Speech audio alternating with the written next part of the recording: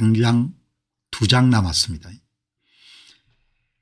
자, 여러분 이제 오늘 제가 방송 드릴 내용은 이제 이 좌현에 있다시피 집권한 지 한 4개월 남짓 됐습니까? 매일 아침에 이렇게 이 신문을 보면은 어지럽다고 할 정도로 그렇게 이제 때리 부수고 뒤집고 뭐 그런 식으로 지금 나라 일을 하는 거죠. 검찰을 해체를 하고 방통위를 해체하고 뭐 이런 사법부 장악을 위해 가지고 여러간 조치를 취하고 이렇게 가다 보면은 뭐 나라야 망하지는 않겠죠. 그런데 이제 참 나라가 많이 어려워지겠죠. 정신 차릴 날이 올까 그런 생각이 들기도 합니다. 그러니까 참 어디 강가에 아이들 내놓은 것처럼 저 양반들이 지금 무슨 생각하고 저렇게 본인들이야 이제 머릿속에 40년 400년 이제 할 수 있다 이렇게 아마 자신감을 갖고 있겠죠. 어렵게 만든 나라인데 이제 뭐 신문을 안 볼 수도 없고 매일 방송을 해야 되니까 이제 확인을 해야 되지 않습니까? 지금 이제 이 정도니까 이제 앞으로는 얼마나 이제 뭐 말과 글로서 표현할 수 없는 그런 행동들을 보겠냐 이런 생각이 들거든요. 오늘 이 내용은 국내 문제 또 세계 문제는 미중 잠정 합의권 그리고 또 어김없이 오늘 후반전에서는 이 투자 문제를 또 집중적으로 그렇게 다루도록 그렇게 하겠습니다. 일단 오늘 이제 한국 문제는 홍준표 씨 이야기를 제가 조금 하는 게 좋을 것 같아요. 그러니까 이제 홍준표 씨는 뭐 이제 한나라당 당대표도 지냈고 대통령만 안 해봤지 뭐 다 했지 않습니까? 경남도지사, 대구지사 이런 걸 다 했는데 이 사실 여러분들 지금 한국 정치에서 제가 뭐 사람들이 다 장단점이 있지만 여당은 물론이고 야당에서 괜찮은 정치인을 참 입에 오르기가 쉽지가 않죠. 지금 나라가 여러분 이렇게 어렵게 된 것도 결국은 보면은 사전투표장에서 사전투표 용지 기표도장을 찍기 전에 그게 진품을 입증하는 사전투표 관리관 도장을 찍는 문제를 한국 사회가 5년 동안 해결을 못했지 않습니까? 5년 동안. 그러니까 사전투표 용지가 진품인지 위조품인지를 검증할 수 있는 방법이 없는 겁니다. 그런 사회가 된 거지 않습니까? 이제 여러분들이 이 투자 문제를 보시게 되면은 전문가들이 그런 이야기를 하지 않습니까? 신뢰의 시대를 넘어서 검증의 시대가 도래하다. 무슨 말인고 하니까 각 국가가 법정화폐를 국가가 법정화폐의 가치를 정했으니까 이걸 사용하시오 그런 시대였는데 법정화폐를 마구 찍어내니까 이제 사람들이 다 디베이스먼트 트레이드라 해가지고 자국 화폐 가치의 하락을 방어하기 위해서 금도 사고 은도 사고 비트코인도 사고 미국의 기술주도 사고 그러지 않습니까? 자국 화폐 가치 하락을 방어하기 위한 거래를 이야기하는 거죠. 그 신뢰의 위기가 발생한 겁니다. 법정화폐는 신뢰 기반을 두고 있는데 그래서 이제 무슨 시대가 오는 겁니까? 검증의 시대. 비트코인처럼 수학적으로 그냥 검증을 해야 되겠다. 그래서 사람들이 여러분들 코인을 많이 사지 않습니까? 그러니까 선거도 당연히 검증을 해야 되지 않습니까? 우리를 믿어달라. 그게 신뢰지 않습니까? 신뢰의 시대가 가고 검증의 시대가 있는 거죠. 한국 사회는 검증 자체를 모르는 겁니다. 검증을 해야 되지 않습니까? 인물도 검증하는데 선거도 검증을 해야 되지 않습니까? 그죠?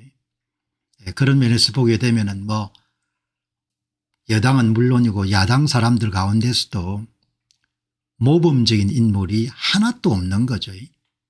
정직 총리를 지냈던 황교안 씨나 뭐 민경욱 씨 정도를 손에 꼽을까. 후손들이 어떻게 될지, 어렵게 만든 나라가 앞으로 어떻게 될지 뭐 도무지 관심도 없는 겁니다. 홍준표 씨는 이제 선거 나와 가지고 다툴 그런 이제 그걸 다 포기했지 않습니까? 그럼 좀 바른 소리를 해야 되지 않습니까? 정직한 소리, 정의로운 소리, 훌륭한 소리, 올바른 소리 입 싹 다물고 전부가 끝까지 뭡니까? 관뚜껑이 열리는 날까지 다 그냥 위선적인 이야기를 하고 가서 되겠냐 이야기죠. 그리고 정치인이 되면 여러분 미국을 공부를 좀 해야 되지 않습니까? 조선중앙동화만 보지 말고 홍준표 씨 시각이 지금 미국을 바라보는 시각이나 도널드 트럼프란 사람을 바라보는 시각이 전부 다 뭐죠? 조선중앙동화 수준이지 않습니까? 그걸 벗어나야 되지 않습니까? 공부를 좀 해야죠. 공부를 내가 할 나이가 지났다 그러면 글 쓰지 말든지, 글 쓰려고 하면은 올바른 글을 써야 되지 않습니까?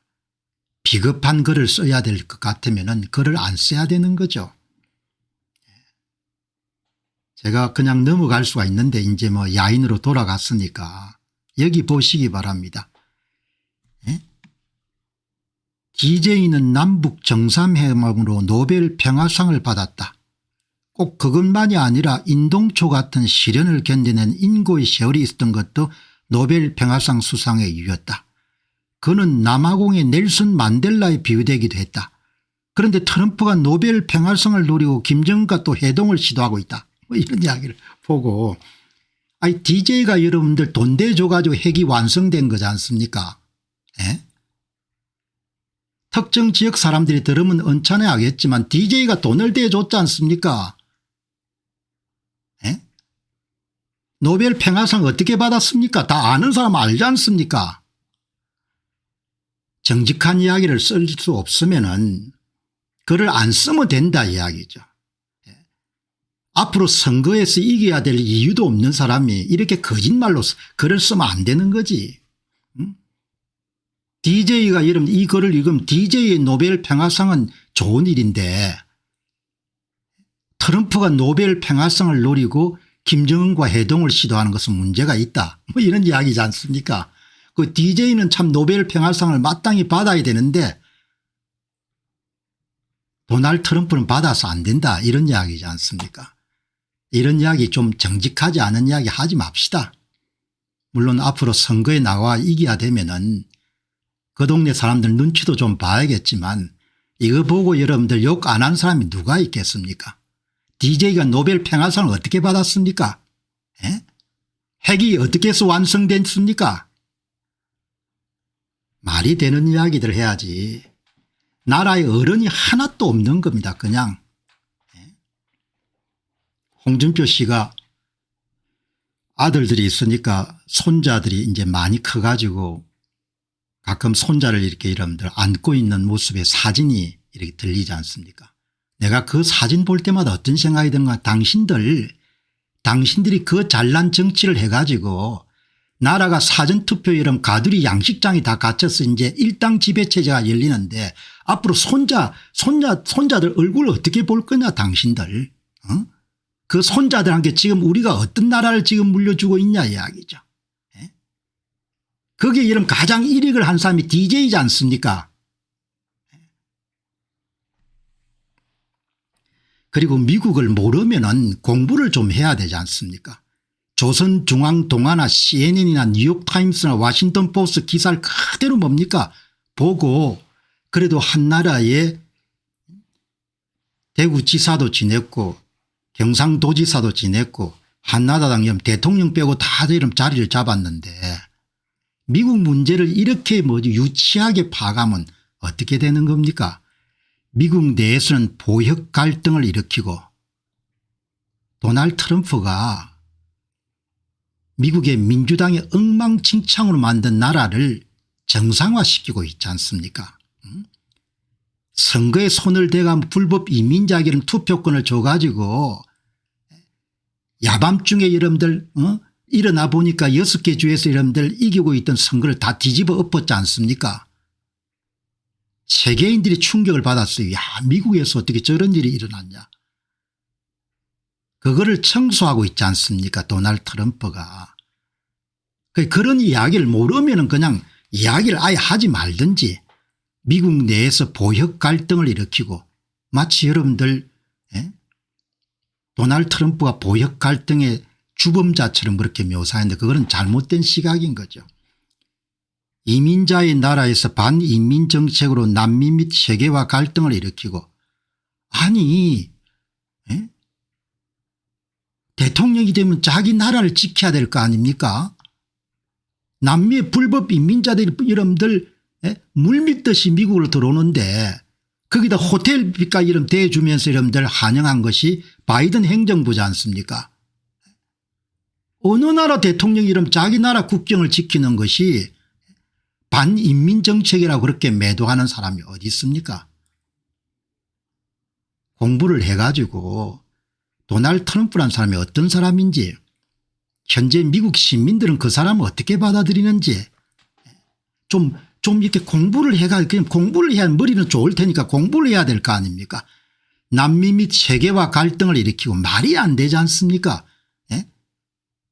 도널드 트럼프의 이민 정책이라는 것이 불법 이민자를 여러분들 추방하고 남북 국경을 지키는 것이 그게 남미와 세계와 갈등을 일으킨 거하고 무슨 상관이 있습니까? 지금 유럽에 메르켈부터 시작해 가지고 여러분들 스페인, 그리스, 아일랜드, 스웨덴, 노르웨이, 독일 전부가 더 불법 이민자를 무책임하게 정치인들이 받아들여 가지고 지금 국민들이 죽을 고생을 하고 있지 않습니까?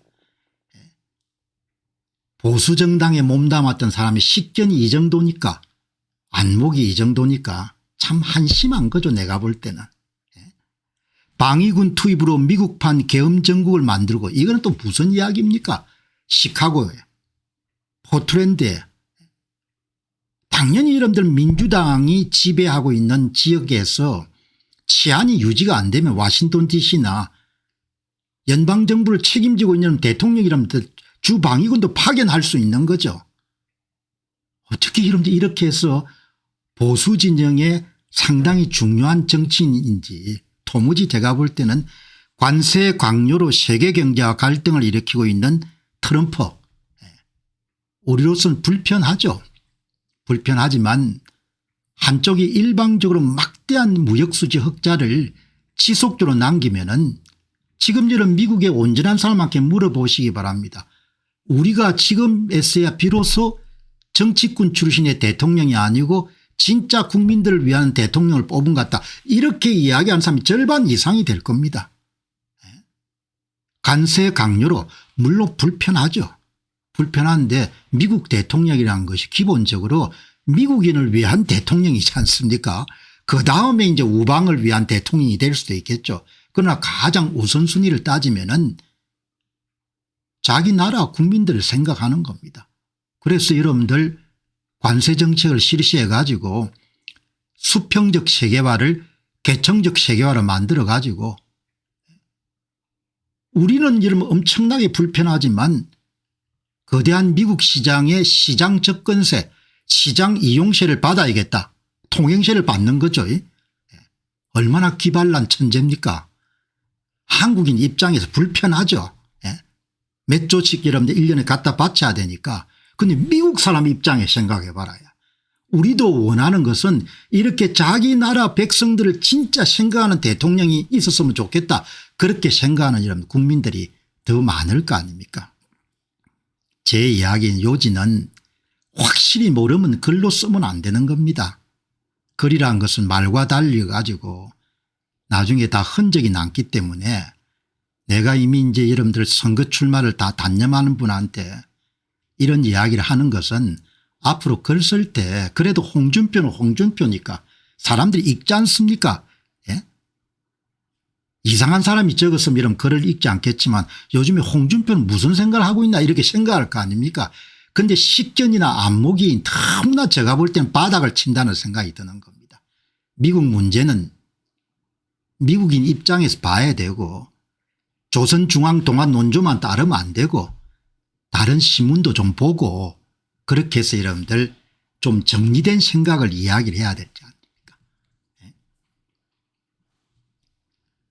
정치인들이 이런 식견이 비슷할 겁니다. 지금 여당도 마찬가지고 야당도 공부들을 안 하니까 공부들을 진짜 안 하거든요. 공부를 안 하니까 세상을 보는 안목이나 시야가 좁고 협소하고 짧고 하니까 의사결정을 하는 이런들 판단을 오판을 하지 않습니까? 지금 셋에 중국에 줄을 서겠다. 지금 세상 돌아가는 걸 보시기 바랍니다. 완전히 일방적으로 미국 독주가 돼 있는데 여기서 셋에 쪽 이름들 줄을 서겠다. 완전히 골로 가는 길로 선택하는 거죠. 그래서 제 이야기 요지는 뭐 DJ를 그렇게 칭송할 이유가 없다 이야기죠. 후손들이 북한 핵을 이고 지고 이런 평생 살아갈 수 있게 하는데 가장 혁혁한 공헌을 한 사람이 DJ니까 이제 여러분들 정치 내려놓은 사람이 좀 정직하게 이야기하자 이야기죠. 그리고 홍준표 씨가 지난 5년간 선거에 대해서 일체 이야기를 한 번도 안 했지 않습니까? 이제 선거에 나올 일이 없으니까 후손들을 위해서라도 여러분들 사전투표 관리관 도장 좀 찍자 이런 이야기 한마디도 좀 해라 이야기죠. 평생 동안 국민들이 바친 세금을 가지고 다 잘 먹고 잘 살았지 않습니까? 어떻게 사람들이 자기 손자들도 있는데 그렇게 여러분들 전체가 입 다 다물고 그렇게 할 수 있냐 이야기죠. 신문 보시기 바랍니다. 매일 어지럽은 이야기가 뭐죠? 뭐가 무너져서 이런 그렇게 문제가 생긴 겁니까? 어떻게 사람들이 그렇게 양심이 없습니까? 자, 앞으로 여러분들 이렇게 헛소리 하면은 내가 그냥 확실하게 여러분들 뭐가 문제가 되는지 미국 문제는 완전히 홍준표 씨는 그냥 엉뚱한 전혀 논리에 맞지 않는 전혀 엉터리 이야기를 하는 겁니다. 그야말로 조선중앙동안 논조와 똑같은 이야기를 하는 겁니다. 자, 여기 이제 보면은 제가 참 지금 딱하게 얘기하는 것은 사회가 사실을 존중하는 그런 분위기가 없는 거지 않습니까? 사실을 여순 반란 사건은 1948년에 일어난 일이고 이미 역사적으로 다 정리가 된 거고 지난해인가 돌아가신 한양대학의 교수를 지냈던 현 교수님 같으신 분이 상시한 이름 정은록이라 그다음에 그 당시에 남노당이 교신했던 내용들이 전부 다 축적이 되어 있지 않습니까? 그러니까 6월 10일 총선을 통해 가지고 남한 단독 정부가 여러분들 등장하는 그런 부분을 방해하기 위해서 북조선의 여러분들 명령을 받아서 남노당이 주도한 반란 사건이잖아요. 그거는 뭐 논쟁의 거리가 아니고 그냥 사실이지 않습니까? 그거를 뒤집으려고 하면 어떻게 합니까? 요즘에 학교에서 이러면 선생님들이 아이들한테 뭘 가르칠 수 있는지 모르겠습니다.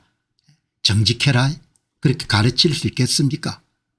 사기치지 말라 그렇게 가르칠 수 있겠습니까? 조작하지 말라 그렇게 이름 가르칠 수 있겠습니까? 어른들이 어떻게 이렇게 여러분들 그래서 나는 요즘에 조선이 이렇게 해서 망했겠구나. 북조선이 저렇게 오래 견디낼 수 있는 게 이런 이유구나 이런 생각을 많이 하거든요. 지금 대한민국을 보게 되면은 대한민국의 어지러운 전국을 보면은 조선이 왜 망했는지 북조선이 어떻게 저렇게 견고하게 견딜 수 있는지를 다 이제 이유를 다 알 수가 있는 겁니다. 왜 조선시대나 지금이나 뭐 거의 대동소이하니까. 경찰청장 대형이란 사람이 여순 사건이 반란이 아니다. 네가 뭘 알고 있냐 이야기죠. 네가 역사학자냐? 그 당시 이런 경찰들도 많이 죽었지 않습니까? 발치산 토벌작전에서. 정춘생 이런 걸 묻는 사람도 문제고 여순사건 반란이냐 질문에 유대형 아니다 분명히 바로잡겠다 나라가 이런 꼴이 된 겁니다. 그러니까 얼마나 내가 볼 때는 한심한지 사실을 사실이라고 부를 수가 없고 거짓을 거짓이라고 부를 수 없고 사기를 사기라고 부를 수 없고 조작을 조작이라고 부를 수 없는 사회가 어떻게 여러분들 앞으로 나아갈 수가 있으며 잘 살 수 있겠습니까? 그리고 그런 사회가 어떻게 위기를 안 만나겠어요. 이렇게 여러분들 한심한 사람들이 도처에 있는 겁니다. 여순사건은 반란이 아니다. 분명히 바로잡겠다. 그냥 출세를 위해서면 전부 다 뒤집을 수 있는 사회가 돼버린 겁니다. 사회가 그야말로 제가 볼 때는 아수라장이고 난장판인 것을. 옳고 그런 게 없는 겁니다. 옳고 그런 것이. 그리고 이런 현직 대통령이 페이스북에 글을 남긴다는 건 작심하고 썼을 거 아닙니까? 그렇게 이런 부정의한 것 사실이 아닌 것을 마치 사실인 것처럼 국가의 부당한 명령에 이런 대항해서 한 합법적인 행위다 이런 글을 쓰면 어떻게 하는 겁니까? 물론 뭐 앞으로 여러분들 일당 지배체제가 되면 헌법도 바꾸고 전부 다 바꾸겠죠. 그러나 나라가 온전하겠습니까? 아침마다 이런 방송을 하기 때문에 최대한 국내 뉴스는 줄이려고 하지만 이렇게 가면 안 되는데 사람들이 사는 세상이 그래도 여러분들 선악 개념이 명확하고 정의와 부정의가 이런 명확하고 사실과 가짜가 여러분들 명확하고 참과 거짓이 명확해야 그래야 사람이 그 사회가 유지가 될 거 아닙니까? 아니 지금부터 여러분 70년 이상 전에 77년입니까?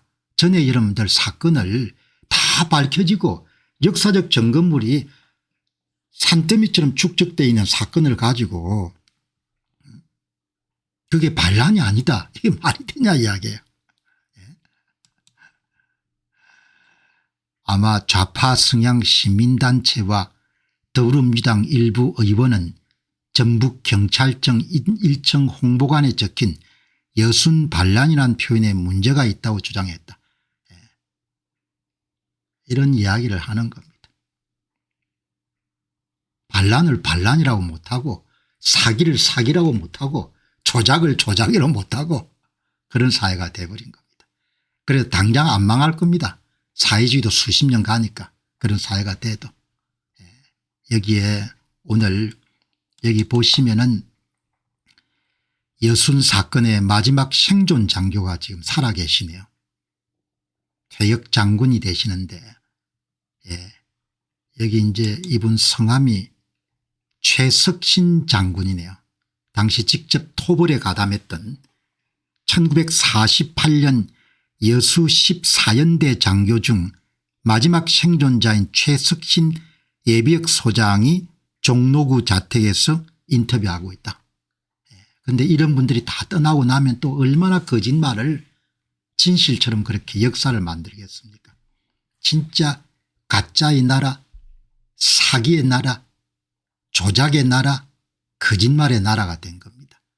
우리나라가 아니고 그냥 그들 나라가 돼버린 거예요. 이 여러분들 꼿꼿하게 생기신 분이 뭐라고 정언합니까?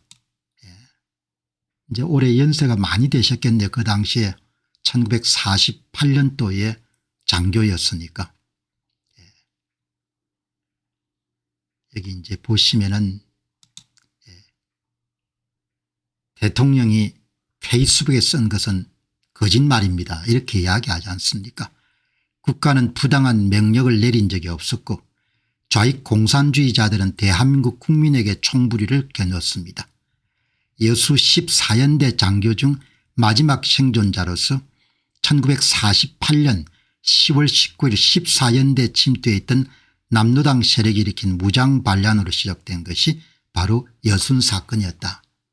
그래서 국군들이 토벌을 하니까 여순 지역에서 어디까지 밀려났는가 하니까 고흥군까지 여러분들 고흥군 산까지 여러분들 그렇게 잔당들이 밀려와 가지고 저항을 했지 않습니까. 그게 기사가 다 여러분들 증거들이 다 남아있지 않습니까.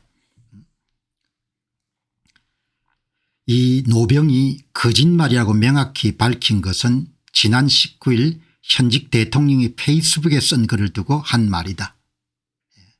현직 대통령도 무슨 생각하고 사는지 모르겠어요.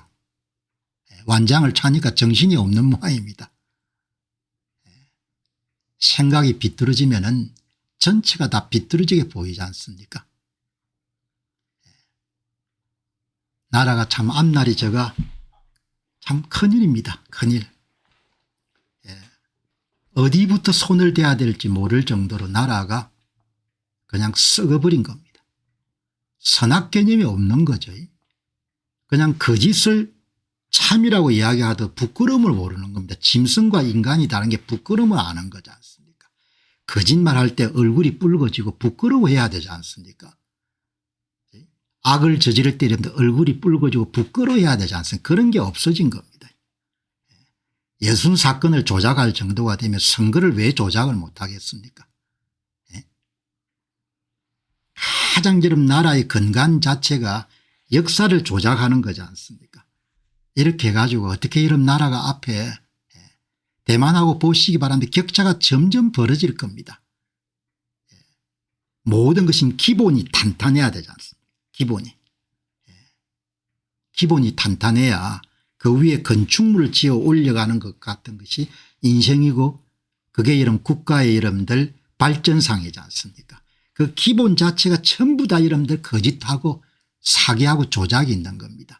우리를 믿어달라. 그게 신뢰의 시대지 않습니까. 그 시대가 저물고 이제 무슨 시대가 됐다는 검증의 시대가 왔다는 거 아닙니까. 법정화폐를 믿어달라. 실컷 찍어서 뭐죠.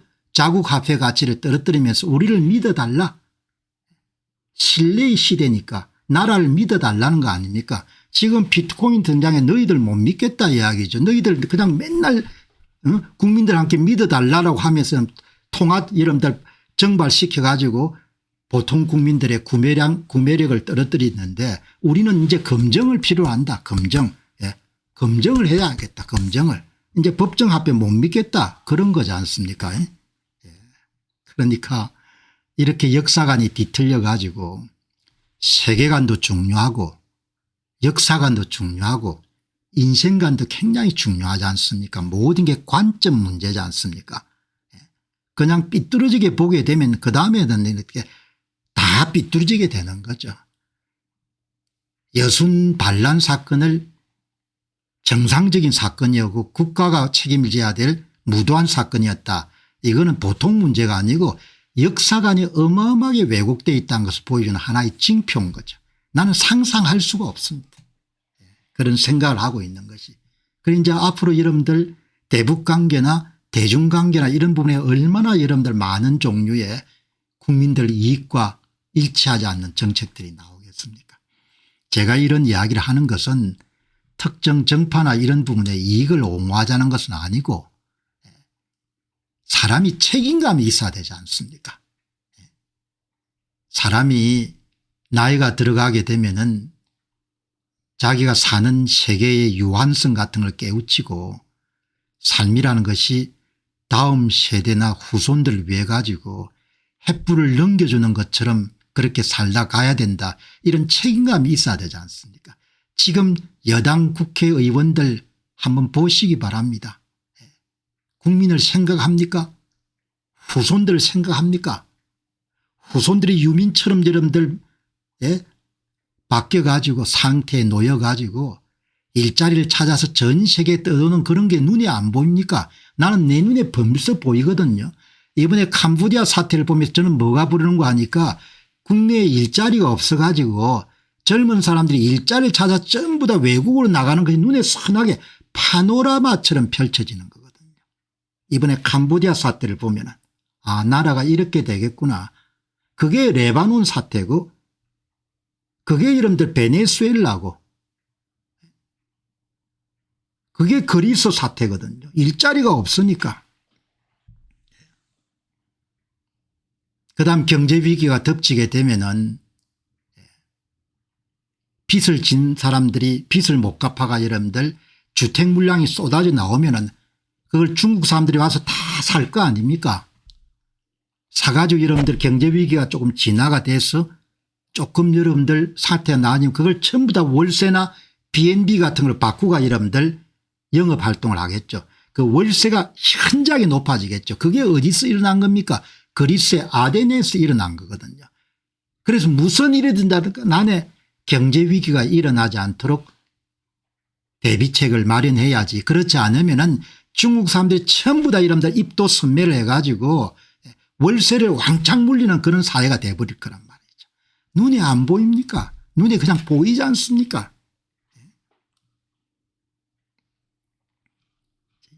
이분이 얼마나 여러분들 답답하겠습니까? 나라가 돌아가는 게. 아마 지금 이분들 연배가 여기에 여수 14연대 마지막 생존자인 최석신 예비역 소장, 직접 여러분 거기에서 장교들 죽이는 광경들을 집단 학살을 여기 나오네요. 1948년 10월 19일 지창수 선임 하사 등 14연대 내 남루당 세력은 무장 반란을 일으키면서 제국주의 앞잡인 장교들을 모두 죽이자며 선동했다. 지금하고 똑같은 겁니다. 이 외치는 구호 보시기 바랍니다. 눈에 띄는 대로 장교들을 향해 총을 쏘고 칼을 찔렀다. 동족을 살상하는 제주도 출병 반대가 명분이었지만 이들이 그날 밤 한 일은 한솔밥을 먹고 훈련하던 대한민국 장교들을 상대로 벌린 집단 학살이었다. 이거를 국가의 부당한 명령에 맞서 가지고 이런 글을 현직 대통령이 쓰니까 기가 찬 정도가 아니고 그냥 참 딱한 거죠. 여순 사건과 6.25 전쟁을 거치며 6기 동기생 234명 중 60명이 전사했다. 14연대 무장 반란을 봉기나 황쟁이라고 부르는 사람이 있다는 얘기에 최석신 장군은 허탈한 표정을 지었다. 그걸 어떻게 부른다면, 그걸 그렇게 부른다면 남로당의 반란에 맞섰다가 피살된 내 동료들은 도대체 뭘 위해 싸우다 죽은 겁니까? 그들이 정당하게 살해한 사람은 아무도 없습니다. 공산주의자가 대한민국 체제를 뒤엎게 버린 폭동사건이 바로 여순 사건의 본질이란 것을 절대로 부인할 수 없는 사실입니다. 이것을 국민들이 꼭 아셔야 됩니다. 이렇게 여러분들 정리를 할 수가 있지 않습니까? 예.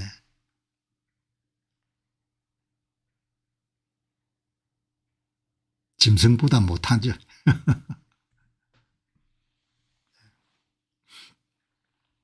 자, 여러분 오늘 진실을 향한 투쟁. 부끄러워해야 될 일이 참 많죠. 우리 사회가. 오늘 너무나 이런 뜻밖의 이런 이야기를 하게 된 것은 한 젊은 기자분이 태평로니까 조선 칼럼 중에서는 그래도 상당히 무게가 있는 칼럼이죠. 이 제목 뽑은 거 보시기 바랍니다. 진실 향한 투쟁. 한국 언론은 안녕한가 이렇게 쓴 겁니다. 진실 향한 투쟁. 이게 사라져버린 거죠. 한국 사회가. 대법관들이 전부 다 뭐죠? 누워버린 것이고 판사들이 전부가 누웠고 검찰이 누웠고 대통령실이 누웠고 전부가 누운 거지 않습니까? 다 포기해버린 겁니다. 지금 와가지고 뭐 사법 독립이 어떻니 이렇게 하지만 본인들이 다 자초한 거지 않습니까? 진실을 향한 투쟁, 진실을 향한 열망이 있어야 되지 않습니까? 진실을 향한 열망이 사라지게 되면은 기업들도 잘 안 될 겁니다. 기업이 신제품을 만들고 신기술을 여러분 개발하는 것은 진실을 향한 열망이 있을 때 가능하지 않습니까?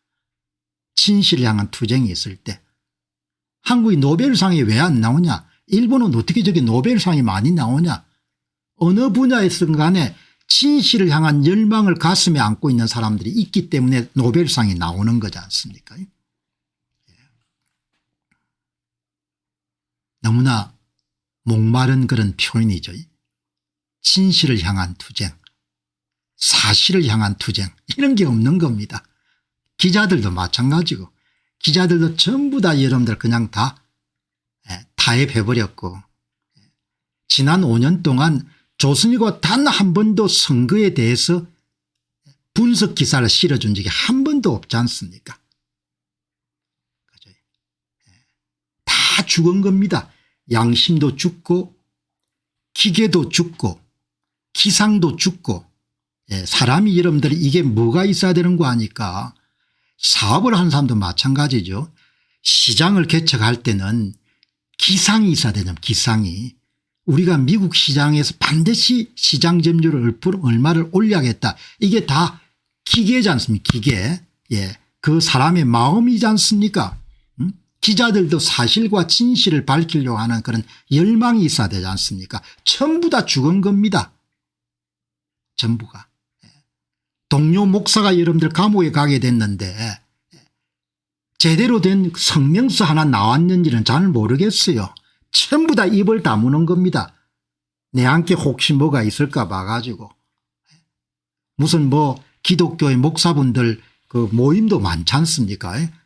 그런 모임에서 여러분들 성명서도 발표하고 그렇게 여러분들 좀 저항을 해야 되는 거죠. 아무것도 없는 겁니다. 전부 다 입 다 다물고 딴 사람이 해주면 좋고 나는 잘 모르겠다 이런 거죠. 너무나 목마른 표현이 진실을 향한 투쟁인데 그런 여러분 잘 적어놨네요. 뭐 내용이 아마 오스트리아 비엔나 총회에서 세계 언론 자유의 영웅 7인을 국제언론인협회가 발표해 가지고 진실을 향한 집념이 탄압과 폭력 감옥과 죽음 앞에서 어떻게 빛난지를 보여주는 이름들이다. 세계 이제 언론사 기자분들을 소개했는데 진실을 향한 집념 이게 없어져 버린 거지 않습니까? 진실을 향한 집념을 가진 사람들 다 손가락질 한 거지 않습니까? 그리고 전부가 다 뭐죠? 무임승자. 딴 사람이 이름 해주면 좋고 딴 사람이 감방 가도록 이름 투쟁해 주면 좋고 나는 모르겠다는 거지 않습니까? 진실을 향한 집념이 탄압과 폭력 감옥과 죽음 앞에서 어떻게 빛났는지 너무나 동떨어졌지만 목마른 그런 부분을 이야기를 해놨네요. 우크라이나 기자 빅토리아 로시나는 2023년 러시아가 점령한 자포리자 지역에 잠입해 현지인들의 참혹한 삶을 세상에 알리던 중 러시아군에게 붙잡혔다. 이게 다 사실을 향한 열망이 있는 거지 않습니까? 진실을 향한 열망이 있는 거죠. 그게 없는 겁니다. 그죠? 그게 한국인 실종이 돼버린 겁니다. 검사가 그렇고 경찰이 그렇고 언론사 기자가 그렇고 대법관들이 그렇고 일선 판사가 그렇고 전부가 다 뭐죠? 그냥 사바사바한 겁니다. 먹고 사는데 물론 뭐 이해가 됩니다. 목구멍이 다 포도청이니까. 먹고 사는데 도움이 되면은 난 모르겠다 이야기죠. 난 모르는데 트럼프가 좀 노력해 줬으면 좋겠다 그런 거지 않습니까? 진실을 향한 열망 집념 이게 사라져버린 거죠. 이게 여기서 끝나는 게 아니고 신제품을 개발하거나 신시장을 이런 개척하거나 신기술을 개발한 게 전부 다 정신력의 싸움이지 않습니까? 정신력에. 여기에 홍콩의 지미라이 참 어려운 분이죠. 아마 여러분도 언론을 통해서 보신 분일 겁니다. 77세 지오다노를 일군 억만장자 기업인 1960년 광저우에서 홍콩으로 넘어가 의류공장 일용주로 시작해 자수성가한 그는 1989년 천안문 사태 때 중국의 잔혹한 진압을 보며 언론 자유에 눈을 떴다. 언론 자유가 정보의 흐름을 보장하고 그래야 기업이 자유로운 활동으로 이윤을 창출할 수 믿은 것이다. 그런 빈가 일부를 창간해 홍콩의 언론 자유에 헌신했지만 외세와 협력했다는 허위 혐의로 체포돼 복역 중이다. 아들 세바스찬은 아버지는 감옥에 있지만 언론 자유를 절대 포기하지 않을 것이다. 어마어마하게 어려운 일을 하는 거죠. 77세면은 대부분 사람들 같으면 포기합니다. 왜냐하면은 뭐 내가 득볼 일도 아니고 그냥 이제 알아서 해라. 당신들 일이니까. 77세에 이렇게 투쟁하는 것은 상상하기 힘들 정도의 투쟁력인 거죠. 머리가 이렇게 좀 깎은 지미라이 뭐 돈도 있겠다 그냥 홍콩 떠나면 그만이지 않습니까. 뭐 내가 알 바가 뭐가 있겠습니까. 그렇지만 이렇게 홍콩에 남아가 투쟁하는 거지 않습니까. 사실과 진실을 향한 열망이 있는 그래서 고행의 길을 가는 분들이 이렇게 나오는 거죠. 결코 쉽지 않은 과제지만 언론 자유를 포기할 수 없다. 한국도 하나씩 이러면 다치겠죠. 하나씩. 교계가 다치고 그다음 여기가 막히고 저기가 막히고 그렇게 해서 여러분들 기본적으로 실질적 일당 지배체제가 열리지 않겠습니까. 어디부터 잘못된지 모르겠습니다. 아무튼 간에 요즘 한국 사회를 보면 조선이 왜 망했는지를 내가 분명히 알 수가 있으니까. 그리고 북한 체제가 왜 저렇게 오랫동안 존속될 수 있는지를 쉽게 알 수가 있는 거죠. 진실. 징벌적 손해배상 도입과 방송법 개정 논의 등 국내 언론 자유 환경이 갈수록 위축되는 현실을 감안하면 이런 것뿐만 아니고 뭐 언론사의 사주나 기자들도 한국의 다른 여러분들 구성원들과 마찬가지로 사실에 대한 열망이나 사실에 대한 신념 진실에 대한 열망이나 진실에 대한 여러분들 열망 같은 걸 다 포기해버린 거죠. 정신적으로 죽은 겁니다. 나라 자체가 완전히. 정신적으로 혼이 죽어버린 겁니다. 혼이.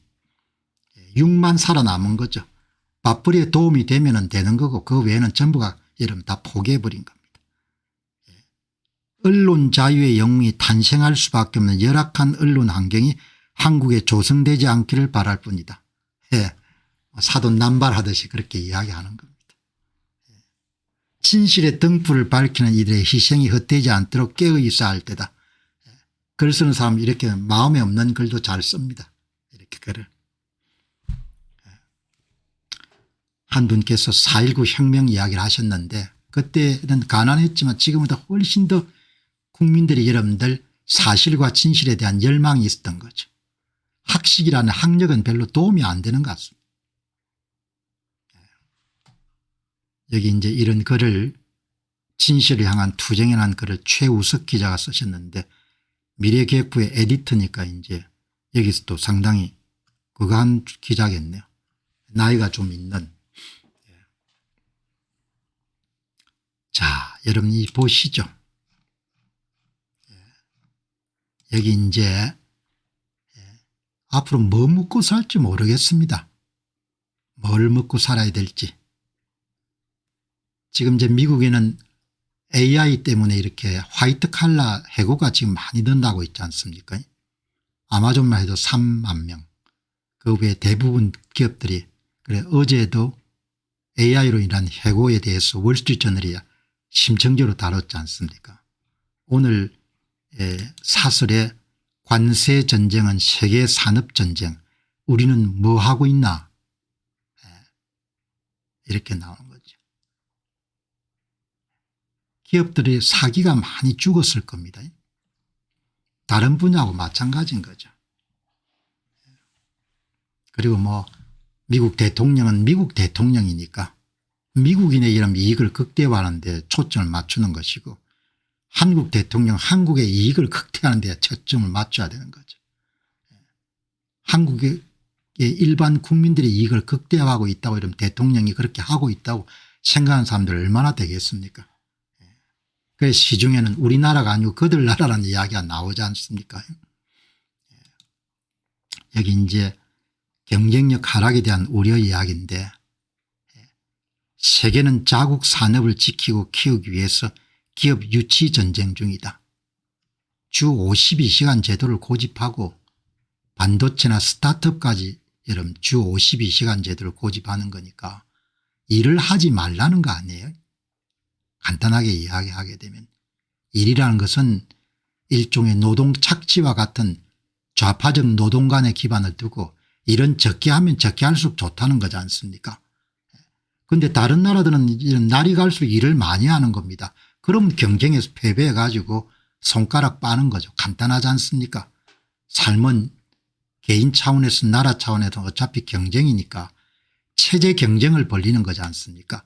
한 나라는 이런 주 52시간제를 묶어 가지고 기술 스타트업이나 반도체 분야도 초과 근무를 할 수 없도록 만들고, 다른 나라는 여러분들 아침 9시부터 밤 9시까지 풀로 24시간 7일 동안 일을 하는 체제가 되면 당연히 여러분들 게으른 체제가 망하는 거죠. 뭐 체제 경쟁에서 패배하는 겁니다. 미국은 인플레이션 감축법인 IRA와 칩스법 반도체법으로 전 세계 공장을 자국으로 빨아들이고 있다. 전체 소재 부품부터 시작해서 이러면 완제품까지 미국 내에 생산하겠다는 거 아니에요. 반도체 칩이 워낙 중요하니까. 트럼프 관세 역시 기업 유치의 일환이다. 일본도 SMR 소형 모듈 원자료와 AI 인프라 핵심 광물 확보에 수천억 달러를 투입하며 제조 부활에 나서고 있다. 그 결과 미국은 2021년에만 1,800개 기업을 자국으로 유통시켰고 일본도 최근 매년 600여 개 기업이 돌아온 상황이다. 이거는 굉장히 중요한 자료입니다. 다시 이런 미국으로 귀환하는 기업이 1년에 1,800개 일본이 600개라는 자료는 대단히 중요한 거죠. 이거는 그야말로 사업하는 사람들이 발로 표시하는 투표와 같은 거죠.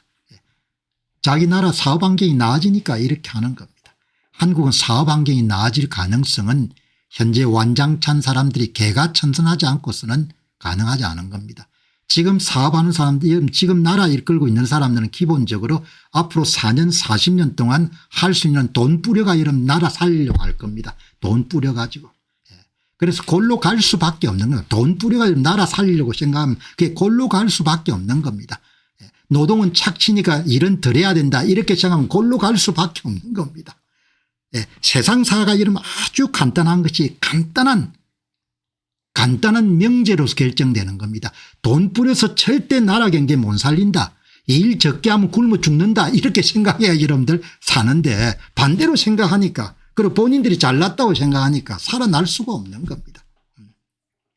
정신이 이럼 나가지 않고서는 지금 이 세상에 기술 분야의 기업들한테 주 52시간을 강제하는 것은 그건 그냥 앉아서 그냥 죽자는 이야기와 똑같은 겁니다. 다른 거 없죠. 주 52시간 여러분들 업무라는 것을 스탑 고 스탑 고 일이 될 수가 없는 겁니다. 완장찬 사람들은 일을 이런 젊은 날 열심히 해본 경험들이 별로 없을 겁니다. 일에 빠져가지고 몰입해가 뭡니까 정신이 멍멍할 정도로 그렇게 일해본 경험이 없을 겁니다. 일이란 것은 모름지기 몰아붙이기를 해야 이러면 일이 되는 겁니다. 스탑 앤 고 52시간 쉬고 52시간 쉬고 52시간 쉬고 일이 될 수가 없는 겁니다. 결론이 안 나오는 겁니다. 결론이. 진짜 내 입에서 조선이라는 이야기가 나오는 겁니다.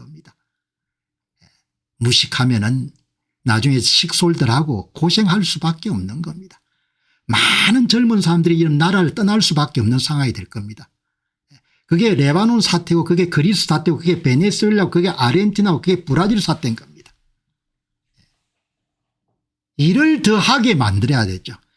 일하는 즐거움 일하는 행복이란 것을 못 느끼게 되면은 그러면 그게 될 수가 없지 않습니까?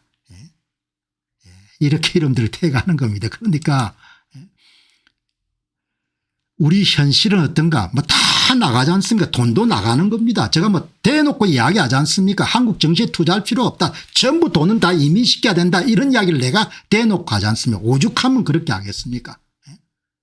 돈이 수익률이 떨어지니까 한국이. 투자 유치 대신에 기업 엑소더스가 한참이다. 부자들도 나가고 기업도 나가는 겁니다.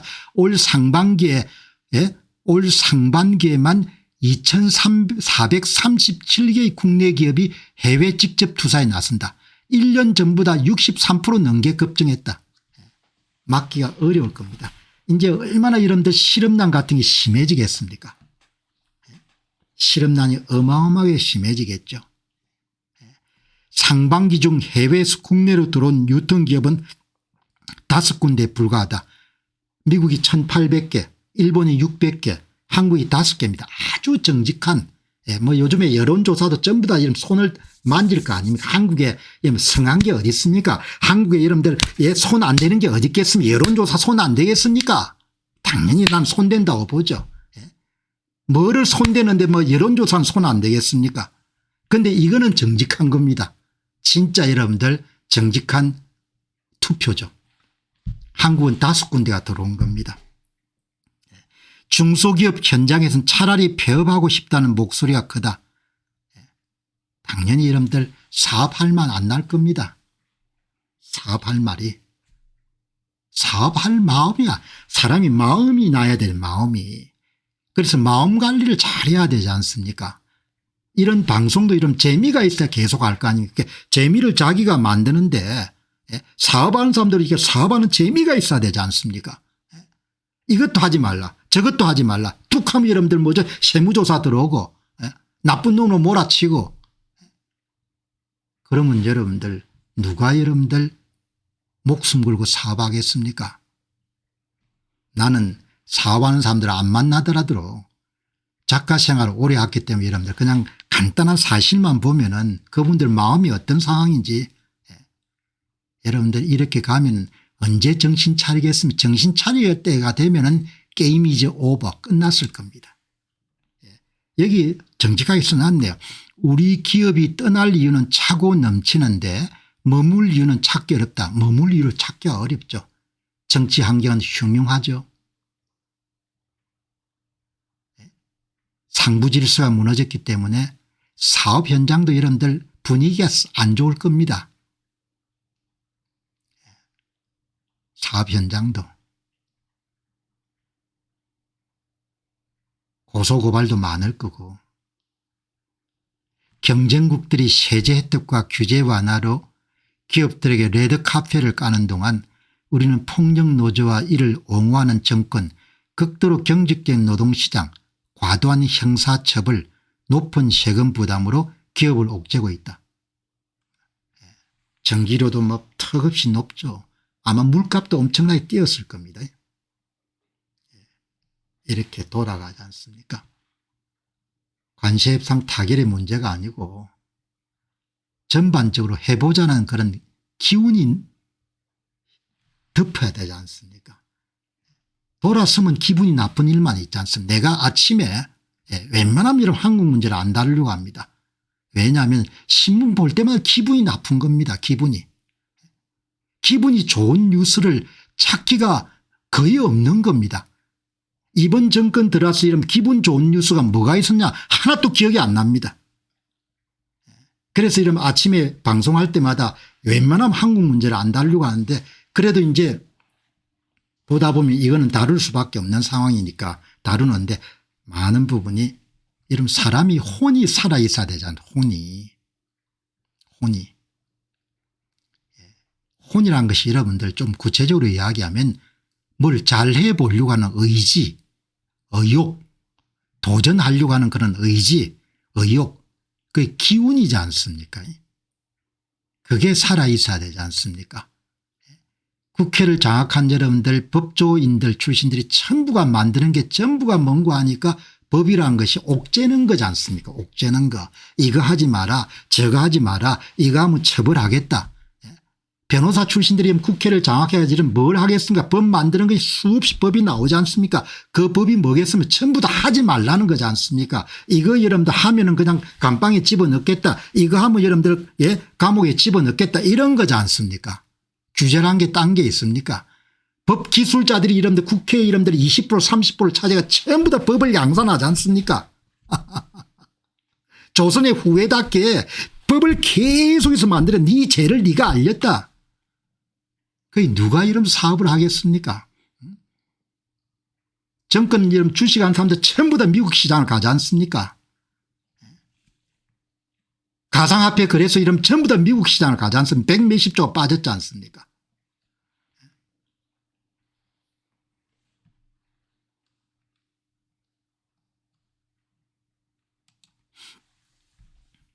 세상을 여러분들 나라를 살리는 일이 복잡하고 어려운 게 하나도 아닌데 세상에 이런 복잡한 게 어디 있습니까?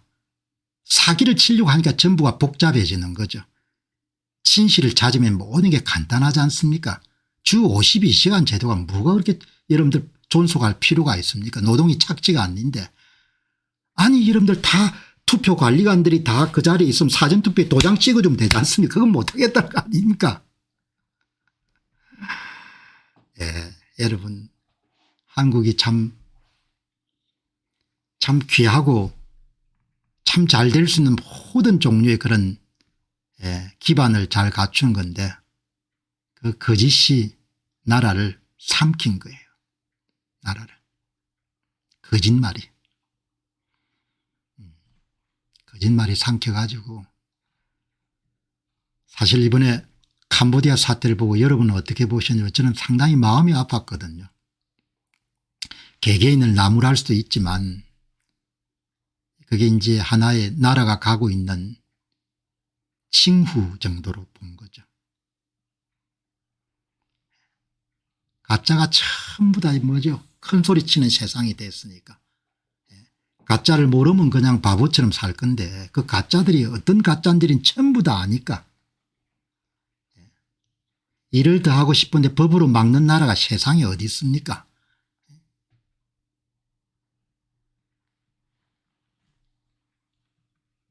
여러분들이 지금 함께하는 이 공병호 TV의 콘텐츠 제작 능력이 젊은 날 엄청난 시간을 투자했기 때문에 토대가 구축된 것 같거든요.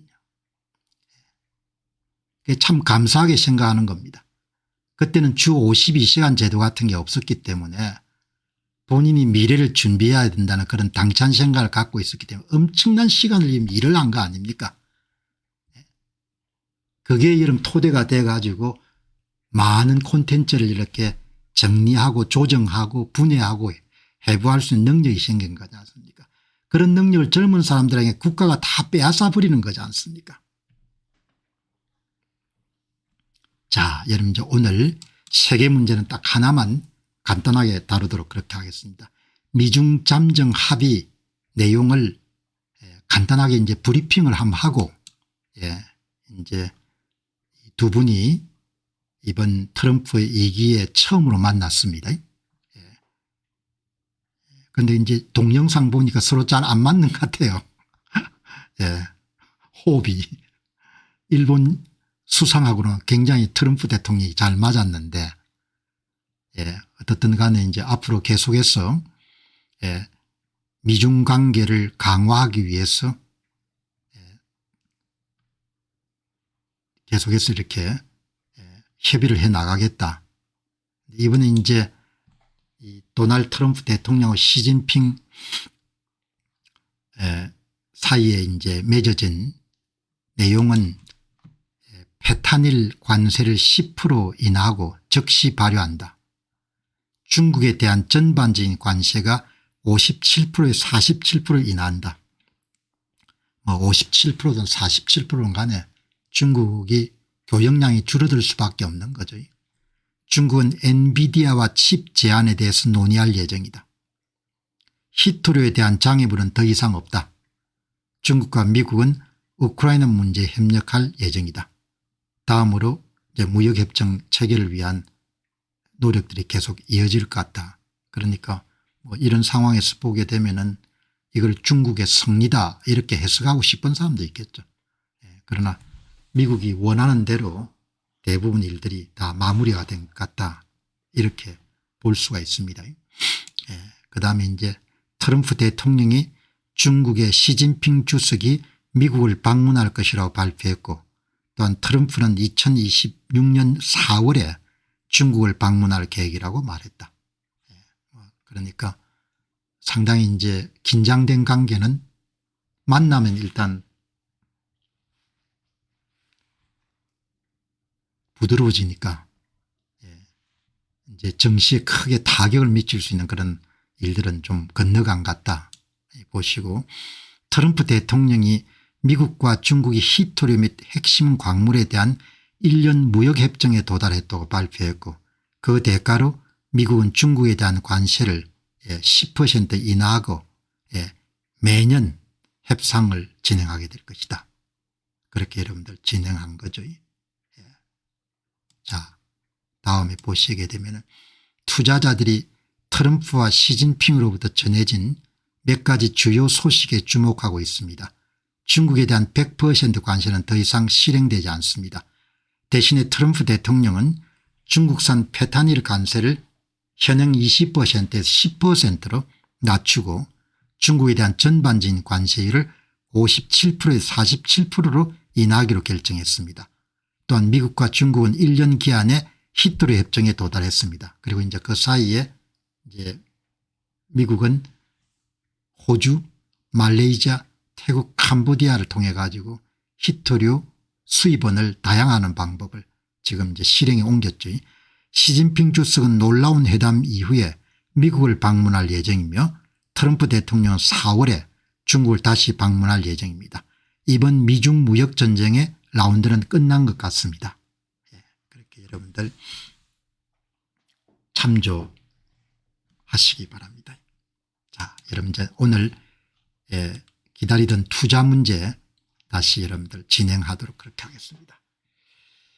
투자 문제.